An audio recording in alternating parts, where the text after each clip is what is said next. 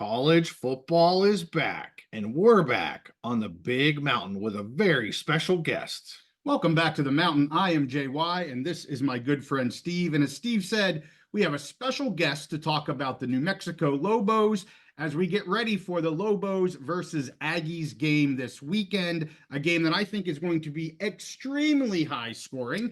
But we want to welcome Mr. Rickey Thompson to the show. He is with the Pit Press. So welcome to the big mountain, Rickey. Guys, thanks for having me on. Excited to be here. Been watching the show the last few weeks, trying to get on board here. I love what you're doing. As you mentioned, I've been on the Pit Press podcast here for about the last year. We cover primarily New Mexico athletics, but we really cover the Mountain West as a whole. We have two of our gentlemen at Media Days today for basketball. I'll be joining them as well. So if you guys want some media day coverage, come check us out. But yeah, primarily do basketball and football coverage. Try to be objective with it. We do give some homer takes. But our main guy, Ryan Tamari, does have experience writing and has had his own radio show in Albuquerque there. So we're all New Mexico grads, but we got a lot of sports knowledge and we like to share it with Albuquerque and around the country here. Fantastic. I have some family actually in Farmington, New Mexico, not too far away from Albuquerque. So I know that area a little bit. It's been a little bit since I've been there, but let's get right into this game between the Lobos and the Aggies. And of course, we'd like to bring on special guests to go a deeper dive into one of the teams. I always try to help out the other side of the team, but we're going to let Rickey talk about the Lobos here. Let's start with this offense. I mean, super high-powered offense. Dampier just making a name for himself, kind of that dual threat talent, and I don't want to steal your thunder. So let's talk about the Lobos offense here. Right. And what they did last week, they hit a few historical marks that they hadn't seen in some time, being they scored 50 points in back-to-back games for the first time in over 100 years, 1916. First time since 2021 that Lobos have even won back-to-back games. Yeah. It's not too often, though, right, that you run into maybe two or three of the lowest ranked opponents in a row, being New Mexico State, Air Force, and now Utah State. Yeah. So they really have a chance here to go on what I think could be a 3-game streak. And that all really starts, like you mentioned, with Devin Dampier, the true sophomore. Last year, we saw a glimpse of it when he came in that Boise game, and I'm watching TV and I'm saying, wow, who is this? Why hasn't he been playing all year?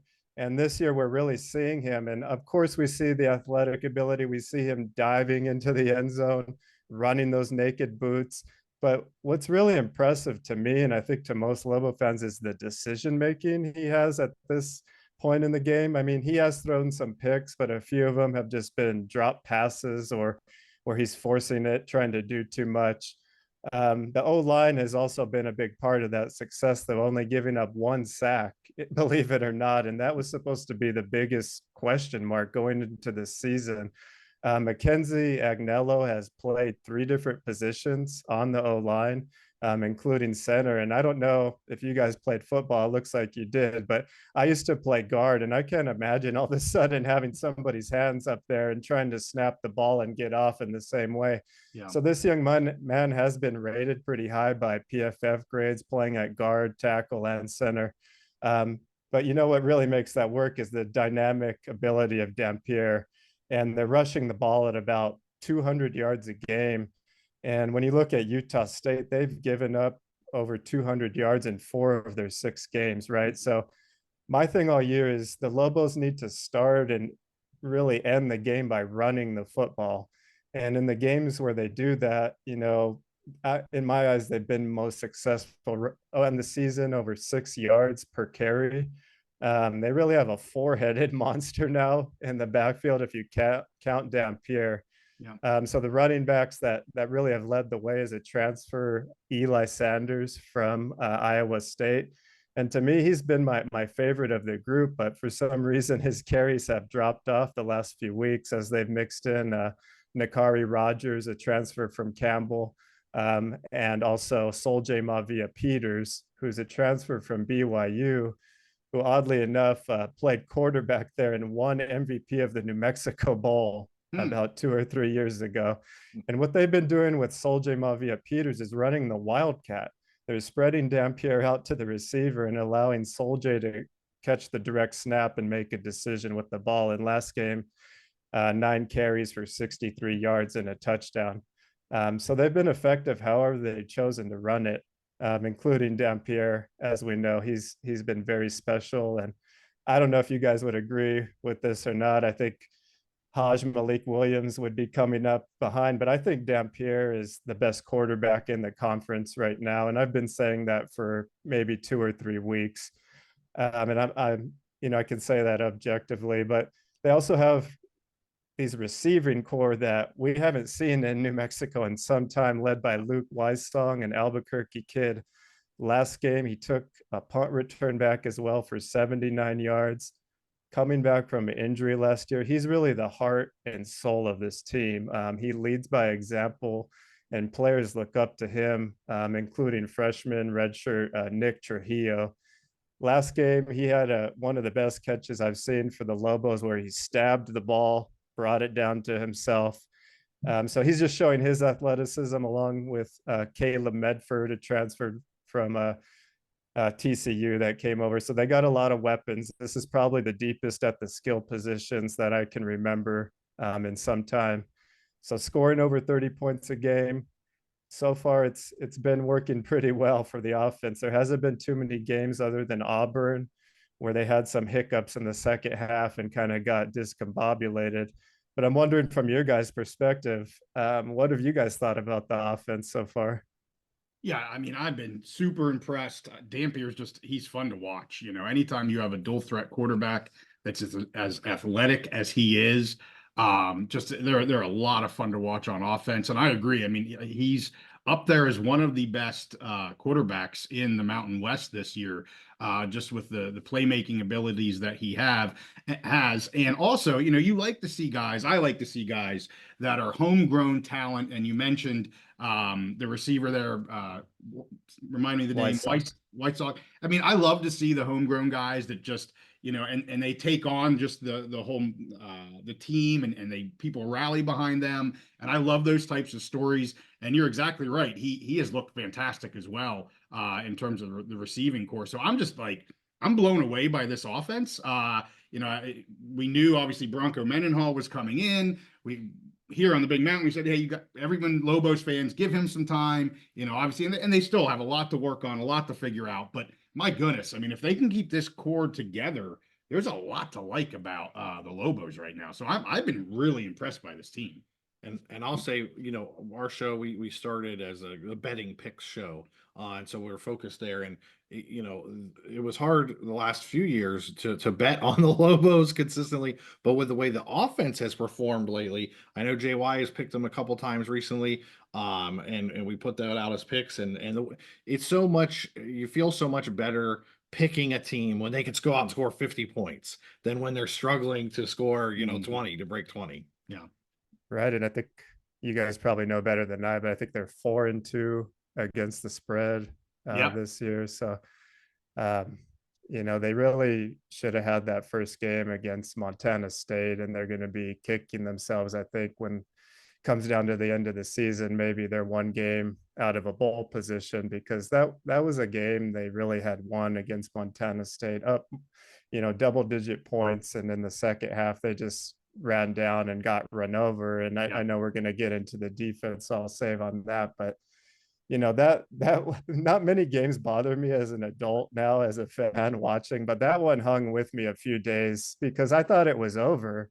I was prancing around the house, I was proclaiming glory, and that one hurt. But this offense has really been fun to watch. It has given them hope this year, and it's also exciting. I'm not going to steal his thunder, but we had an old quarterback from UNM, Ned James, come on earlier in the week, and he was calling Dampier baby Kyler Murray. Okay. And I don't think he's maybe that elusive, but he did put an Air Force defender on skates last week where he hesitated, and it was almost like the Matrix, where the Air Force defender didn't know what to do, and some of those decisions kind of do remind me of Kyler Murray sometimes, in terms of knowing when to pull it down, knowing when to throw, when to pump fake. And that's just been part of the evolution we've been seeing. And As a fan, I'm scared of the transfer portal when Right. all these teams are probably watching the same thing we are and thinking that they might have some money to give that young man. Can I quick Mhm. follow up Yeah. to what you're saying, because you make some great points. JY and I talk about all the time at the college level, especially in the Mountain West, having a dynamic quarterback, a quarterback who can beat you with his arms and his legs. It's such a key. We saw last year UNLV with Maeva. So I just love everything that you're saying, and you know, I can see that. I mean, that makes such a big difference having that dynamic quarterback. It makes an offense go. Yeah, Yeah, and you mentioned Williams with UNLV this UNLV year. this year, yeah. You know, they had Sluka, who was he struggled to A throw the runner, ball. I yeah. mean, it is what it was. You bring in Williams, who is that dual threat, and it just opens up the playbook so much for these offenses. And yeah, definitely Williams and Dampier here, kind of cut out of the same mold and just fun to watch. right. Because then the defense has to bring a spy down or someone like a spy, and then you're leaving your secondary maybe with one high safety. And, you know, Dampier has been able to take advantage of that. But I'm high on Malik Williams. I can't really understand why Sluka was starting in the first place. It must have been something, you know, that we'll never understand with Yeah, money and yeah. hidden promises. But yeah, there's a few quarterbacks in this conference that are really fun. Yeah, so you know, I'm going to talk about the defense of the Aggies here. I mean, the Aggies fans know that it's a struggle on that side of the ball, really a struggle for both of these teams. Where I'm anticipating a very high scoring game. I think the over under at this point was at 78 or 79 points the last that I looked. And you know, that's people see the 70s, they think, oh my gosh, they're not going to clear that. I actually think they could easily clear that number in this game with these two offenses. But you know, the Aggies D here, they are giving up 494 yards per game on average right now. They're giving up 43 points per game. They've allowed 32 touchdowns. And you said earlier, really it's the running defense is really where they're struggling. And so that's where I really take a pause in this game, to see, are they going to be able to stop the Lobos much at all, especially since, I mean, you called it the four-headed monster. They've got lots of talented guys able to run the ball there, running Wildcat, and then you throw some, you know, you have some throws in there. You know, their leading tacklers here, Vincent 53, Larson 48, May 39. And they did, I will say, they had a solid second half against UNLV. I'm not going to get into whether or not UNLV took their foot off the gas. Nobody really knows, you know, what happened in the second half of the game, but they did have a nice bounce back there. So are they able to build on that second half and try to get some momentum into this game? To me, that's the only hope that I can give Aggies fans, is that, hey, you did see them have some success in the defensive side of the ball. I think they held UNLV to just one touchdown in the second half. I mean, they scored gobs of points in the first. But if they're able to roll that into this game, maybe they have something going for themselves. But yeah, I mean, points are going to be scored here, and we'll see what happens. I mean, let me talk real quick about the offense of the Aggies, and then I certainly want to hear what you have to say about the defense of the Lobos. I mean, clearly, Spencer Petras here, I mean, 65% on average, and he was out there for a game, but he's come back now. I know some Aggie fans were, when he did come back, they kind of like Bryson Barnes starting, but hey, I think Petras, it's his team to run with if he's healthy, and he is healthy right now. And you know, I will say against UNLV again in that second half, when the offense finally got going and they stopped turning the ball over, for crying out loud. They had ended with two 100-yard receivers. Jalen Royals is one of the best wide receivers in the Mountain West. A lot of people don't talk about him. Horton, who unfortunately now is injured. Rickey White gets, of course, with UNLV and that offense. You know, they're getting a lot of press, but Jalen Royals is a very, very good receiver here. So they have a great passing game here with the Aggies, and even Faison in the rushing game, he's able to get his yards that they need to kind of keep a balanced offense. So I'm kind of anxious to see which way this goes. They average over 300 yards a game from passing. They average about 162 in rushing. So they do have it on both sides of the ball. And Petras is a really good quarterback. I mean, he's experienced. He has plenty of games under his belt. If they don't turn the ball over, this could be a close game. If they're going to turn the ball over like they did against UNLV, it's going to be another long game here for the Aggies. But, I mean, how are you feeling from the Lobos side, the defensive side of the ball? How are you feeling about them holding the Aggies down here a little bit? I'm not feeling good about it, and I don't think anyone should feel good about it based on the evidence we've seen all year. It really hasn't improved from that Montana State game that still gives me nightmares of Tommy Mollett just running it up my guts all night. Um, they're giving up, I think, what is it, 250 yards close to a game on the ground. And the thing is that has really limited them is there's no pass rush. Even against Air Force, they're just getting blown off the ball up front time again. And that just exposes the linebacking core, which isn't the strongest at this point either, and is pretty thin just due to injury. Good news is this week they get a defensive captain back, Gabe Lopez. He's missed 2 straight games, has a sack this year, and is one of their leaders on the edge, which has not been a strong point, not being able to put pressure on the quarterback from the D line or the linebacking group all year. And that just has left the secondary out to dry. When they went up against Arizona, it was almost like watching a flag football game because every pass that Arizona caught almost went for a touchdown. Yeah. And, it's not that they don't have experienced and capable players in the secondary. They got a transfer from San Diego State, Noah Avenger, who's played really well. He could play both corner and safety. I think he's been playing more safety. And Tavian Combs, who they expected to play, still has not played, and that's kind of hurt them. But they have another transfer, Bobby Arnold, who had 6 or 7 tackles last game. So I think their secondary, including Noah Pola Gates, a transfer from Nebraska, is actually fairly skilled. It's just that they're not being put in any situations to really succeed because there's never any mix-up in what they can do. And the only pressure that really came, believe it or not, was from the secondary early in the season where they brought the blitz against Montana State, and it worked. It caused some fumbles. I would love to see them do that this week because Petrus is not a mobile quarterback. I don't know, this is his 7th or 8th year playing football. He almost has to be as old as me, so he cannot move. Bring the corner blitz, bring some secondary blitzes. You have to mix it up because, like you said, he is capable when he has time and he has those weapons. So I don't know if the defense can do it for the Lobos. They haven't shown us that they're able to, but they're getting some bodies back, and we just have to hope that they change their scheme at this point because the players aren't going to be able to do much more than they have, I believe. Yeah, for sure. Well, I think we want to talk about some Bronco Mendenhall. Yeah. So, obviously you're deep in the season at this point. You're following the twists and turns, the emotional roller coaster of the season. But I want to ask you to kind of maybe just step back a little bit, take a 10,000-foot view look at things, and just kind of tell us, talk to us about just the vibes of the program, how everyone's feeling.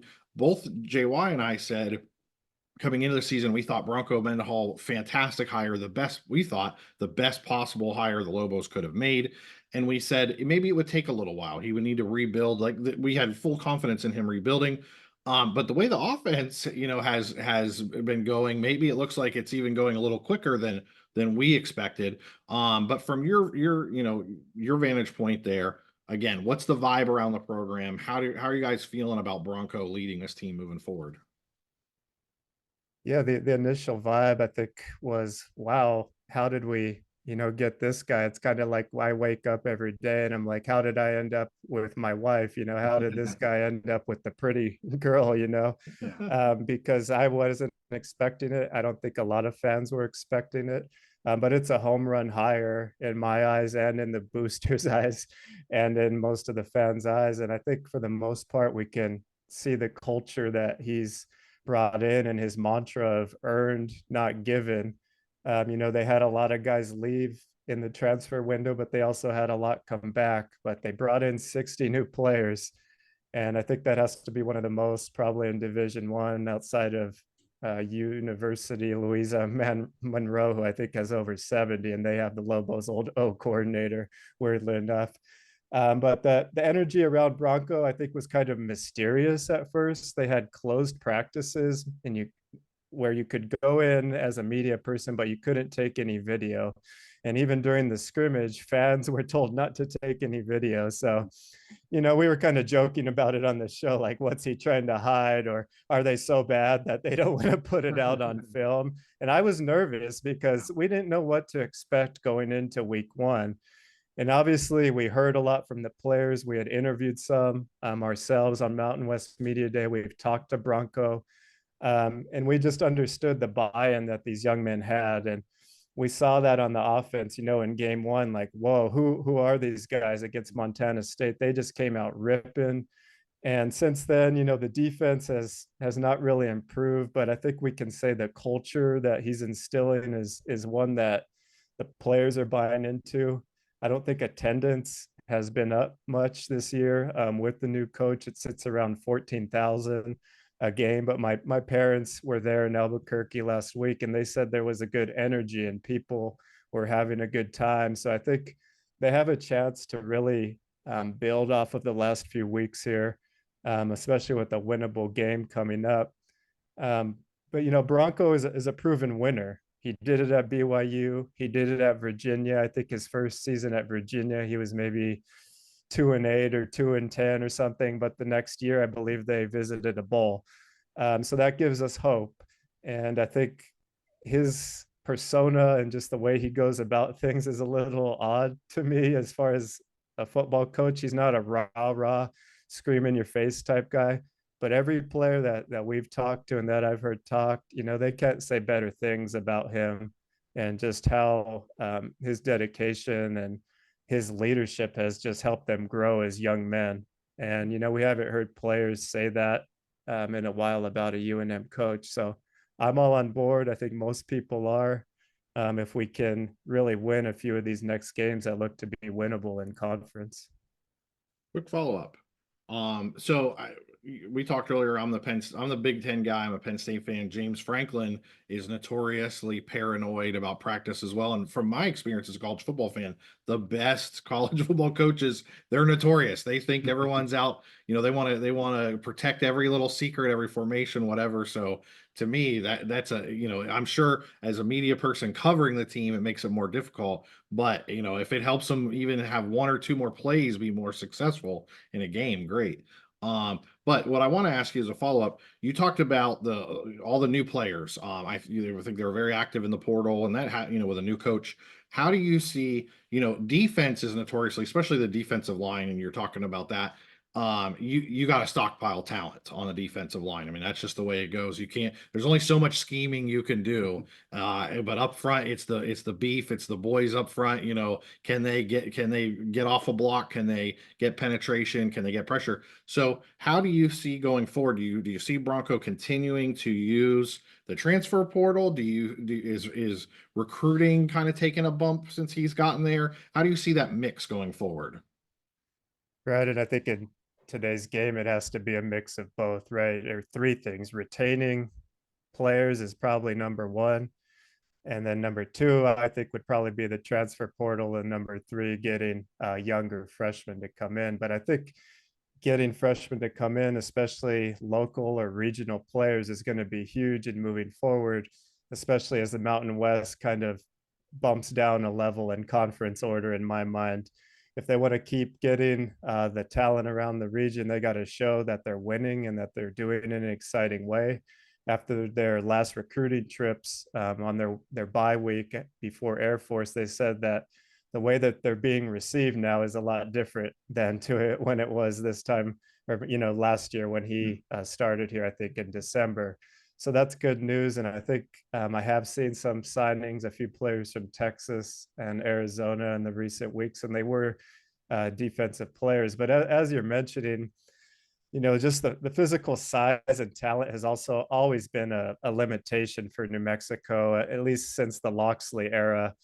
I can remember during that time, I worked for Learfield Sports, and I would be on the field, watching the teams warm up. And when someone would be in town, among the names of a Texas A&M or a big boy school, I would just be watching them warm up, and I would look across the field at the Lobos, and it was just not a fair fight. Yeah.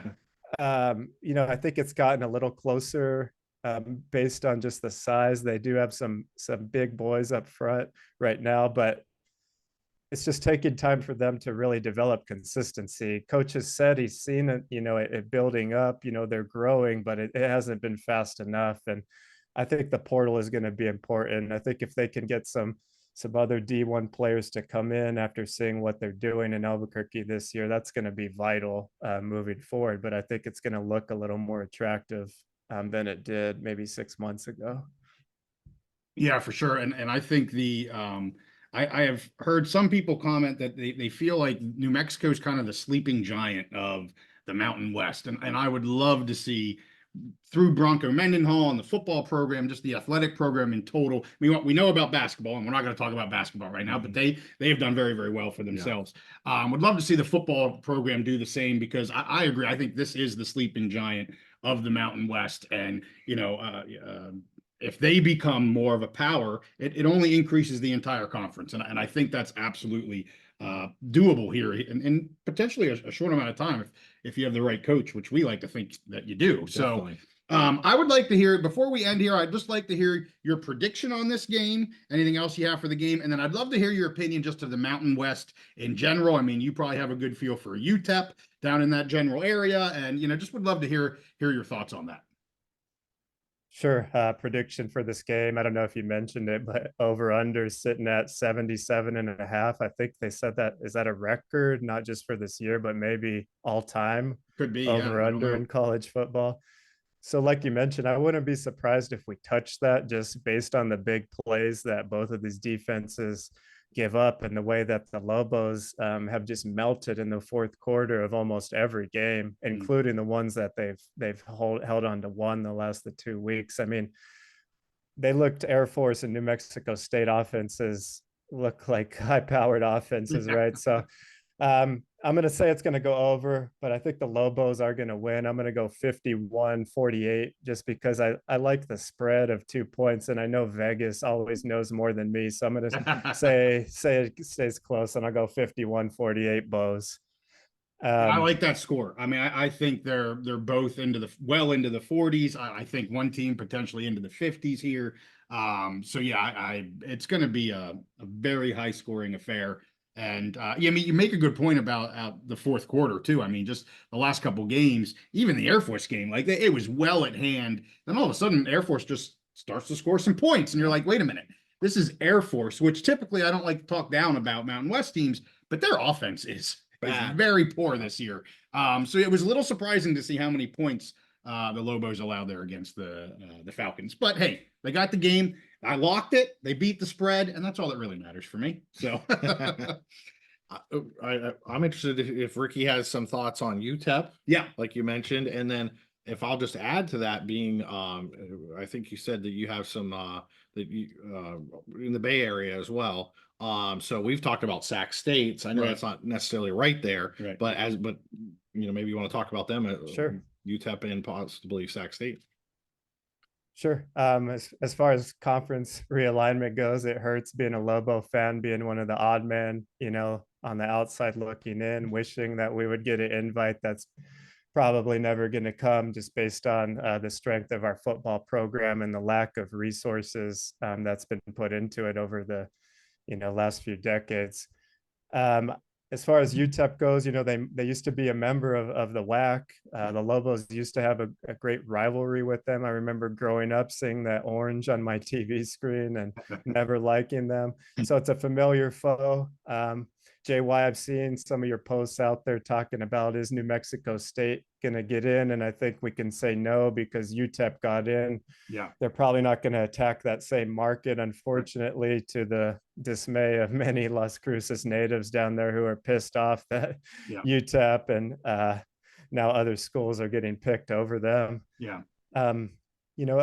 Outside of Hawaii, talking about Sacramento State potentially joining, I think they're very interesting. Somehow they just got a big flood of donor money. They're going to have a new football stadium. They're going to play basketball at the Kings Arena this year, most of their home games. So, they got a lot to build on, great facilities that they're going to have. It sounds like they're going to have the financial resources.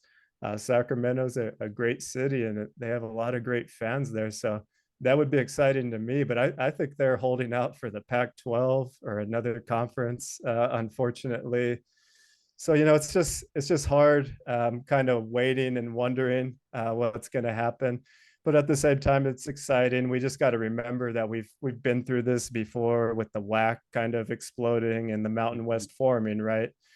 And now here we are. But as far as, I guess, just long term, I think it hurts recruiting for schools like New Mexico. Are we going to get the same level of player, both football, basketball, that we're getting right now when you're facing, some of the bigger schools that we are, like San Diego State and Boise State and basketball? But yeah, that's my take. What do you guys think? And who are going to be the next schools? I saw you mentioning Northern Illinois and Toledo, maybe.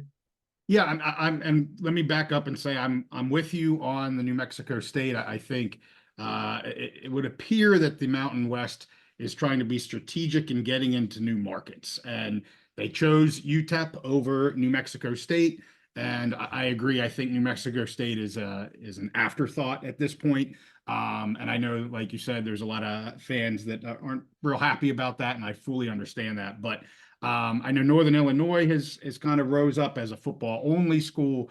Again, in terms of a new market, getting into the central time zone, very intriguing. A lot of additive value there to that. And, we have said here for a long time, Texas, Texas, Texas. And of course, UTEP is Texas, the very western side of Texas. But to get into the heart of Texas, yeah, exactly. So to get into the heart of Texas, and even if you can get two schools in Texas, I think, we both think would add just so much value from recruiting, from media markets, looking at different areas of Texas, growth. I mean, there's just so many things we could talk about there.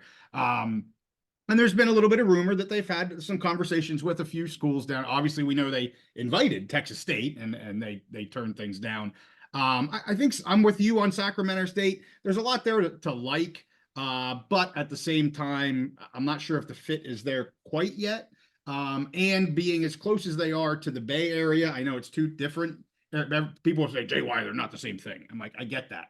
But Chicago is very, very different than Sacramento and the Bay Area. So if they're really looking to try and expand their reach, especially east into the central time zone, that's where they're going to be headed, not, kind of to a neighbor city, if you will, of the Bay Area to Sacramento. So I'm with you. It was disappointing at first. I mean, I as a Mountain West fan and cheerleader, a fan of all the Mountain West schools, and still am. It hurts, but I still am a fan of all the Mountain West schools. It was disappointing. It still hurts, but you mentioned excitement, and it is exciting to see. I mean, these UTEP fans, we had one come on, we did kind of a UTEP show. They are just so excited and happy to be a part of the Mountain West. It's a breath of fresh air to have these schools that want to be a member of the conference, are excited. They want to bring, an additive program to it. So there's an excitement to that. I don't know where else that leads. I don't think they're done. They're going to stop at 8 or 9. I don't think they are. I think they're going to go to at least 10. That's my opinion. Now, I don't know if that's full membership or football membership. I don't really know, but I think there'll be at least 10 football members, in my opinion. So it's exciting to kind of see, hey, where else could they end up? I don't know. What do you? I've seen you mention Tarleton State. Can you give me a few sentences about that? I don't know much about them, and they look like maybe a good prospect. Yeah, I mean, FCS schools. So, clearly it looks to me like they're really trying to hit the FBS schools first, before they dive down into any sort of FCS. But I mean, in terms of location, you're getting into the heart of Texas there. It's a growing program. There's lots of money to be had in that A&M program. They do want to become an FBS program. So the want is there. I just don't know if the fit is there quite yet, and even is that something the Mountain West wants to do? Do they want to dip down into FCS? I don't think anybody really knows that. But I think in terms of the big hitters that we want, Central Time Zone, heart of Texas, all that kind of stuff. And there's only so many schools that you can get down there. So I just think, looking at Tarleton in the FCS hits a lot of the marks. It's not perfect. No school will be. But I think they're a great kind of backup to that Texas State kind of, no answer that we got. That's just my opinion. What do you think, Steve? Yeah. And if from my perspective as an outsider, a non-Mountain West person, I slam dunk, I would be Sam Houston State and Tarleton State right away. I think getting into Texas, I mean, yeah, it would be great to say, oh, we're all FBS. Yes, but Tarleton State, I think, just has so much potential long term. The investments they've made, they're getting into Texas. I've seen pictures of their facilities, their football facilities. Yeah. As a Penn State fan, a Big Ten program, Tarleton State's facilities are nicer than Penn State's were just 2 or 3 years ago.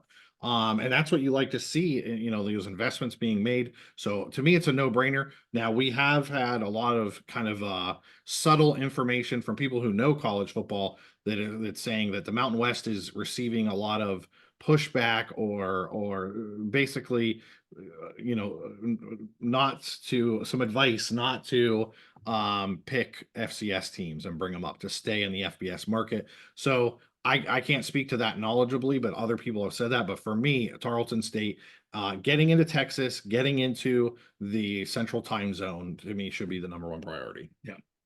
I think there's some of the hurdles I heard to that were the buy-in cost, right? It's over, was it $5 million? Yeah. $1 million. They also have to abide by all the Title IX policies and regulations. And there might be some other facilities, right, that they have to upgrade to get to that level. But yeah, that football stadium, it looks beautiful, man. I agree. And I would love to check it out. And their locker rooms, all their training facilities, I mean, they're high end. I mean, they're power to me, what I've seen, the pictures now, it's publicity, Right. but they're, P4, maybe P2 level facilities from the pictures I've seen. Yeah. Yeah.